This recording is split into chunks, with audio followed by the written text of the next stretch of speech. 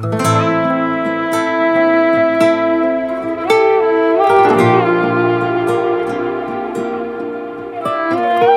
شهر شب‌های دلم میتابیم چون ماهی،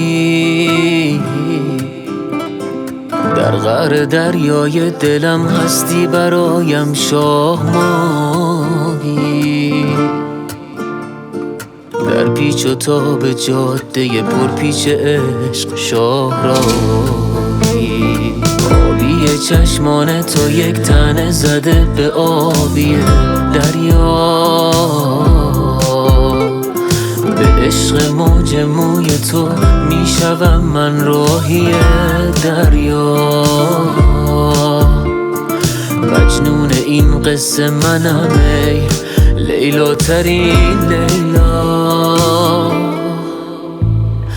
دریا ببین لیلا چقدر زیباست، چشمانش به تو رفته با یک دریاست. دریا خودت ببین بگو لیلا چه بی همتاست.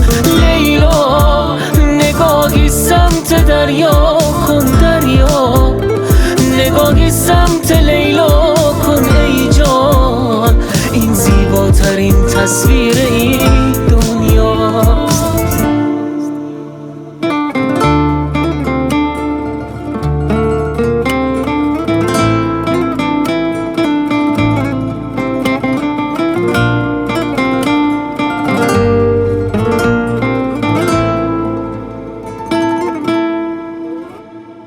در قلب من جا داری شبیه یک رویایی، رویایی که عاشقم کرد. زیبای بی همتایی دیوانه وار زیبایی، چشمانت دیوانم کرد. دریا ببین لیلا چقدر زیباست، چشمانش به تو رفته با یک دریاست. دریا خودت ببین بگو لیلا چه بی همتاست.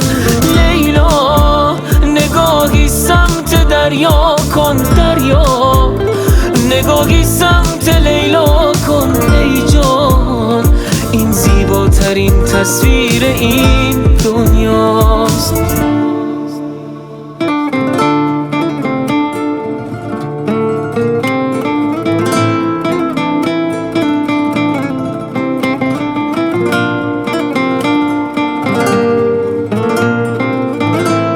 مهران فهیمی، آرش قاسمی.